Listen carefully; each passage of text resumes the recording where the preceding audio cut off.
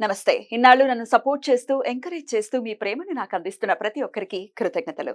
అలాగే ఈ వీడియో కూడా ఖచ్చితంగా మీకు ఉపయోగపడుతుంది. లైక్, షేర్ అండ్ సబ్స్క్రైబ్ చేసి మీ సపోర్ట్‌ని నాకు అందించండి. అలాగే ఈ వీడియో పట్ల మీకున్న అభిప్రాయాన్ని కామెంట్ సెక్షన్‌లో కామెంట్ చేసి తెలియజేయండి. ఇప్పుడు వీడియోని చూద్దాం.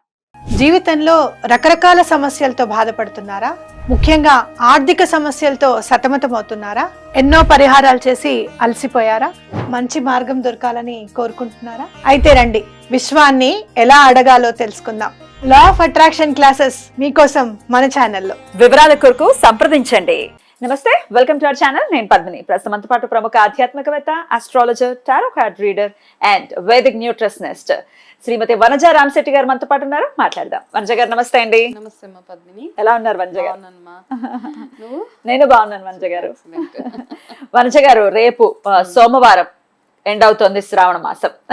ఎండ్ అవుతూనే సోమవతి అమావాస్యగా ఎండ్ అవుతోంది. మొదలవడం కూడా శ్రావణ సోమవారంతో మొదలయ్యి ఎండింగ్ కూడా అది ఎంత అద్భుతం కదా. Beautiful month actually. డెఫినెట్లీ 5 సోమవారాలు రావటము, 5 మంగళవారాలు రావటము అసలు అత్యద్భుతం. సోమవతి అమావాస్యగా వస్తోంది.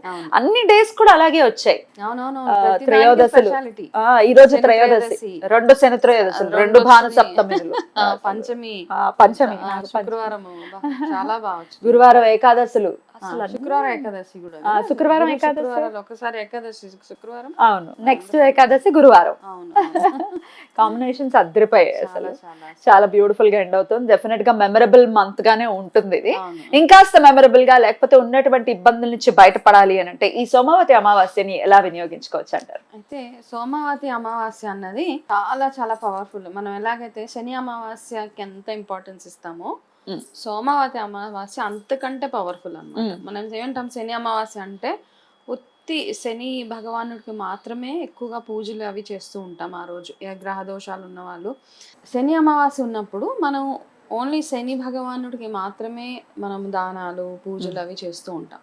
సోమవతి అమావాస్యలో ప్రత్యేకత ఏంటంటే, శివారాధన ఎందుకు చేయమంటారంటే, ఆ రోజు చేసిన శివారాధన ఏదైతే ఉంటుందో ఏమవుతుందంటే, ఆ రోజు ఈసారి వచ్చే సోమవతి అమావాస్యకి నార్మల్గా ఈ చంద్రుడుతో పాటు మిగతా గ్రహాలన్నీ శివారాధనకై ఉంటాయన్నమాట. ఆ రోజు శివుడి చుట్టూరే ఉంటాయంట ఈ గ్రహాలన్నీ. అందుకని ఏమంటారంటే, ఆ రోజు శివారాధన చేయడం వల్ల మనం చేసే శివారాధన శివుడితో పాటు అన్ని గ్రహాలకి వెళ్ళి మనకు ఏవైనా గ్రహ దోషాలు ఉంటే అవన్నిటిని బ్యాలెన్స్ చేస్తూ అవన్నిటి నుంచి మనం బయటకు తీసుకొచ్చేసే ఒక అద్భుతమైన రోజు సోమవతి అమావాస్య. సో చంద్రుడనే కాదు, ఏ గ్రహ దోషమైనా కూడా నివృత్తి అవుతుంది. ఉన్న వాళ్ళు కూడా ఏ రోజు చేసినా చెయ్యకపోయినా ఆ రోజు మాత్రం ఖచ్చితంగా పూజ చేయాలి. అండ్ శివయోగం కూడా ఉంటుంది ఆ రోజు. శివయోగం కాబట్టి ఆ టైంలో బ్రాహ్మీ ముహూర్తంలో మొదలయ్యి ఉదయం సన్సెట్ వరకు, సన్ రైజ్ నుంచి మొదలై, బ్రాహ్మీ ముహూర్తంలో కాదు,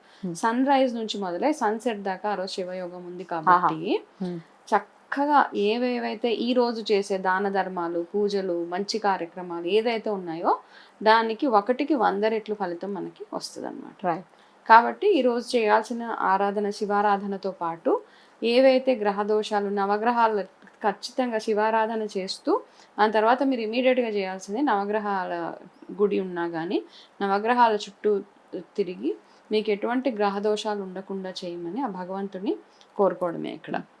కాబట్టి ఈరోజు ఎంత టైం ఉన్నా లేకపోయినా కాసేపు అన్నమాట శివారాధన కోసం మనం కేటాయించాల్సిందే ఈరోజు. అద్భుతం. మరి ఎలా కేటాయించమంటారు, ఏం చేయమంటారు? అయితే మనం ఏ పూజలైనా కానీ సూర్యోదయం లోపల చేయడమే మనం ఎప్పటి నుంచో చెప్పుకుంటూ వస్తున్నాం కదా. ఆ టైంలో చేసే పూజలన్నీ చాలా బాగా ఫలిస్తాయి. కాకపోతే ఈసారి శివయోగం ఉంది కాబట్టి డే లాంగ్ మీరు పూజలు చేయొచ్చు. ఇంకా ఇంపార్టెంట్గా ఏంటంటే, మనము మన గతించిన వాళ్ళకి అంటే మన పితృదేవతలకు కూడా ఈరోజు చేసే దాన ధర్మాలు ఇవన్నిటినీ మాత్రం క్రమం తప్పకుండా ఈసారి మాత్రం చేయాల్సిందే. అన్నిటికంటే పెద్ద అమావాస్య అనమాట. ఈసారి ఏమంటారంటే, ఈసారి వచ్చే ఈ అమావాస్య సోమవతి అమావాస్య శ్రావణ మాసంలో శివుడి దీంట్లో వచ్చింది కాబట్టి ఈసారి ఏది చేసినా మీరు దాన ధర్మాలు, స్నానాలు, నదీ స్నానాల దగ్గర నుంచి దాన ధర్మాల దగ్గర నుంచి ఏవైనా అయితే ఏవి చేసినా నేను చెప్పేది నార్మల్గా ఏంటంటే, ఓవర్ బోర్డ్ అవ్వకుండా అనవసరంగా ఏదో ఎక్కువ ఇచ్చేస్తే ఒక నార్మల్గా ఏమంటారంటే ఏ గ్రహానికి సంబంధించిన దానాలు ఆ గ్రహానికి ఇచ్చినప్పుడు ఒక కిలో కిలో పావు. అంతే, అంతకు మించి ఎక్కువ చేయక్కర్లేదు. ఒక్క బియ్యం ఒకటే ఒక్కొక్కసారి ఎక్కువ వేస్తూ ఉంటారు ఎక్కువ వేస్తుంది కదా, తింటారు చక్కగా. అయితే మీరు దానాలు చేయాల్సిందల్లా అంటే ఉన్న వాళ్ళకే కాదు, మన దగ్గర ఉన్న ప్రాబ్లం ఒకటి ఉంటది ఏంటంటే ఉన్న వాళ్ళకే ఎక్కువ ఇస్తాం, లేని వాళ్ళకి తక్కువ ఇస్తాం. అదేంటో ఒక మైండ్ సెట్ అందరికి. చూడు మన ఎవరైనా పిలిస్తే మ్యారేజెస్ కో ఫంక్షన్స్ కో దేనికి పిలిచినా ఒక డబ్బున్నోళ్ళు పిలిస్తే ఒక లెవెల్లో ఉన్న వాళ్ళు పిలిస్తే ఏం చేస్తామంటే అరే వాళ్ళ రేంజ్ కి తగ్గట్టు మనం ఇవ్వాలి గిఫ్ట్ అంటాము. తక్కువ రేంజ్ లో ఉన్న వాళ్ళని అరే వీళ్ళకి ఏది ఇచ్చినా పర్వాలేదు అంటాము. యాక్చువల్ గా అవసరం ఎవరికి, వీళ్ళకే ఎక్కువ ఉంటది కదా. వాళ్ళకి ఇచ్చిన ఇవ్వకపోయినా డజంట్ మ్యాటర్ అసలు it doesn't make any difference. మీరు 1,00,000 రూపాయలు ఇచ్చినా తీసి ఇట్స్ వన్ అమాంగ్ ద అంటే వాళ్ళకు ఉన్న దాంట్లో అది ఒకటి. కానీ అదే కొంచెము తక్కువ స్థాయిలో ఉన్న వాళ్ళకి ఇస్తే మీ గురించి చెప్తూనే ఉంటారు, వాళ్ళకి హ్యాపీనెస్ ఇస్తుంది, అదొక ఆనందం ఇస్తుంది. కాబట్టి ఏది ఇచ్చినా మనము ఏ స్థాయికి తగ్గట్టు ఆ స్థాయి కాదు, ఏ స్థాయికి ఉన్నా అంటే తక్కువ స్థాయి వాళ్ళకి ఎక్కువ ఇవ్వడమే మనం చేయాల్సింది. ఆపోజిట్ లో చేయాలి, కరెక్ట్ చేయాలి. కాబట్టి ఇప్పుడు కూడా దాన ధర్మాలు చేసేటప్పుడు ఎవరికి చేస్తాం మనము, లేకుండా ఉన్న వాళ్ళకి. గురుకులాలు మధ్య ఎక్కడ చూసినా ఉన్నాయి, వాళ్ళకి చాలా అవస్థపడుతూ ఉన్నారు. అట్లాంటి ప్లేసెస్ లో ఇవ్వండి. ఇదే ఇవ్వాలి, బియ్యమే ఇవ్వాలి, పప్పులే ఇవ్వాలి అన్నీ కాదు, వాళ్ళకి ఎటువంటి అవసరం ఉందో అటువంటివన్నీ తీసుకెళ్ళి ఈ అమావాస్యకి ఖచ్చితంగా వాళ్ళకి ఇవ్వండి. ఇంకా మీ పెద్దల పేర్ల మీద మీరు ఏవైతే దాన ధర్మాలు చేయాలనుకుంటున్నారో అవి కూడా ఓల్డ్ ఏజ్ హోమ్స్ లో ఇవ్వచ్చు. తత్ఫలితం ఉంటుంది, 100% ఉంటుంది, 200% ఉంటుంది. మీరు నార్మల్ గా ఇచ్చిన దగ్గర 90% ఉంటే ఇలాంటి ప్లేసెస్ లో ఇచ్చినప్పుడు 200%. అంటే ఎవరికైనా ఏమైనా ఇచ్చినప్పుడు ఆ తృప్తి అనేది మనకి వాళ్ళు బ్లెస్ చేయాలి కదా, మనస్ఫూర్తిగా మిమ్మల్ని ఆశీర్వదించినప్పుడు మీరు చేసిన పుణ్యానికి డబుల్ ఫలితం దక్కుతుంది. కాబట్టి అట్లాంటి ప్లేసెస్ లో ఏమంటే నేను ఇదే ఇస్తాను ఇంతే ఇస్తాను అన్న ఇది కాదు. అంటే ఎక్కడ మీరు గుడిలో నార్మల్గా 1 కిలో పావు ఇవ్వాలంటే అక్కడ ఇచ్చేయండి, వచ్చేసేయండి. దాని తర్వాత ఇప్పుడు నిజంగా చూడాలంటే గుడిలో అవసరం లేదు. ఫ్రాంక్లీ స్పీకింగ్ గుడిలో కానీ ఒకప్పుడు బతకలేక బడి పంతులు ఇలా అనేవాళ్ళు, కానీ ఇప్పుడు అట్లాంటి కాన్సెప్ట్ లేదు. ఇప్పుడు కాలేజ్ లెక్చరర్స్ కానీ ఎవరికి చూసినా everybody is in top positions అనమాట. ఎడ్యుకేషన్ ఫీల్డ్ కానివ్వండి, టెంపుల్స్ లో కానివ్వండి, అందరూ బాగా ఎర్న్ చేస్తున్నారు. లేని వాళ్ళు ఎవరైనా ఉన్నారు అంటే నిజంగా ఉన్నారు కొన్ని ప్లేసెస్ లో. అట్లాంటి ప్లేసెస్కి వెళ్ళి ఈ అమావాస్యని చక్కగా మీరు చేసే మంచి సోషల్ యాక్టివిటీస్కి, సోషల్ సర్వీస్ కి ఉపయోగించుకుంటే బాగుంటదని నా పర్సనల్ ఒపీనియన్.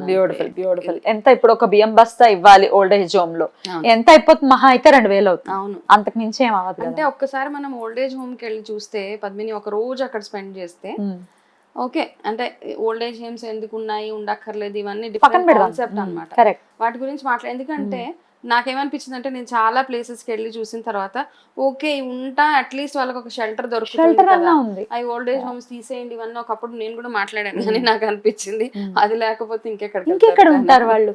అట్లీస్ట్ వాళ్ళ ఏజ్ గ్రూప్ వాళ్ళు ఉంటారు, 4 మాటలు మాట్లాడుకుంటారు, కష్టం ఉన్నప్పటికీ అట్లా పెట్టడం అనేది మొమ్మాటికి తప్పే. కానీ అది కూడా మీరు అన్నట్టుగా అది లేకపోతే ఇంకెక్కడ అది. ఎందుకంటే ఇంట్లో పెట్టుకొని ఓల్డ్ ఏజ్ హోమ్ తీసేసాక భరించలేక ఒక ఎవరినో పెట్టుకొని చాలా వీడియోస్ చూసాం, చీపురు తీసుకొని కోడలు అత్తగారు ఇష్టం వచ్చినట్టు కొట్టేసిన వీడియోస్ లిటరల్ గా కావండి నేను చూసాను నా కళ్ళారా. అది ఒక ల్యాండ్ ఉంది అనమాట ఇక్కడ కొంచెం అవుట్స్కట్స్ లో, అక్కడికి వెళ్తుంటే ఒక ముసలావిడిని వాళ్ళ పిల్లలు కార్లోంచి ఇలా తీసి ఇలా దింపేసి ఒక మూట బ్యాగ్ వాటర్ బాటిల్ పెట్టేసి వెళ్ళిపోయారు అక్కడ నుండి. అసలు ఆ రోజు చూసి నాకు ఇప్పుడు అట్లాంటి వాళ్ళకి కావాలి. ఇప్పుడు మనం ఓల్డ్ ఏజ్ హోమ్స్ వద్దు అన్నప్పుడు పాపం ఇట్లాంటి వాళ్ళకి అవుట్ ఆఫ్ కాంటెక్స్ట్ అయిపోయాము. బట్ స్టిల్ నాకు ఏంటంటే మనం ఎప్పుడైతే దానాలు చేయాలి అనుకుంటున్నామో కొంచెం ఆలోచించి చేయండి. దానం చేసేయమన్నారు కదా ఎవరు పడితే వాళ్ళకి చేసేస్తాం అన్నట్టుగా కాకుండా అవసరమైన వాళ్ళకి కొంచెం ఆలోచించండి. గివ్ ఇట్ అ థాట్, ఒక థాట్ ప్రాసెస్ బాగా ఉంచుకుని వాళ్ళకి మాత్రం ఇచ్చేలాగా చూసుకుంటే చాలా బ్యూటిఫుల్ గా ఉంటాయి. దాంతో పాటు ఈ రోజు చేసే మీరు శివారాధన ఏదైతే ఉంటుందో అభిషేకాలు ప్రత్యేకించి అన్ని అభిషేకాలు చేసుకోండి. ఏమంటారంటే తేనెతో అభిషేకం చేస్తే ఆయుష్ పెరుగుతుంది, బెల్లంతో చేస్తే ఇంకా అలా ఆరోగ్యం బాగుంటది. అలా రకరకాల పెరుగు, పాలు, పంచామృతాలు, బిల్వాలు, విభూది అన్ని రకాల అభిషేకాలు ఈరోజు చేసుకొని ఇంకా ఇంకా ప్రత్యేకంగా మీరు చేయాల్సింది ఏంటంటే ఈ అమావాస్యకి మీకు మంచి ఫలితం దక్కాలంటే మీ చేతితోటి మీరే పుట్టమన్నుతోటి ఒక చిన్న శివలింగాన్ని తయారు చేసుకొని ఆ శివలింగం తయారు చేసుకోవడానికి కూడా ఒక చిన్న ప్రొసీజర్ ఉంటుంది. పుట్టమన్ను తెచ్చుకోవాలి, అందులో కాస్త పాదరసం వేస్తారు, చాలా చిన్నదన్నమాట, మెర్క్యూరీ అంటాం కదా, మర్క్యూరీ ఆ చిన్న పాదరసం వేసి అందులో కాస్త పసుపు, కాస్త విభూది వేసి, కాస్త నెయ్యి వేసి, కావాలంటే కొన్ని చుక్కలు నీళ్ళు అలా వేసి శివలింగం చక్కగా ఒక చిన్న శివలింగం తయారు చేసుకోండి. ఈ శివలింగం షేప్ లో రావట్లేదని ఏమి ఇబ్బంది పడద్దు అనమాట. ఎలా వచ్చినా శివలింగం గౌరమ్మ షేప్ లో పెట్టినా పర్వాలేదు. ఆ శివలింగానికి చక్కగా అభిషేకం చేసి ఆ రోజు శివ స్తోత్రాలు మీకు ఏ అష్టకం చదవాలనిపిస్తే శివుడికి సంబంధించింది అవన్నీ చదివిన తర్వాత మీ మనసు అంటే ఎంత బాగా మంచి చేంజెస్ మీ లైఫ్ లో వస్తూ ఉంటాయి. తప్పకుండా అలా రావాలి, లైఫ్ లో చేంజెస్ రావాలి.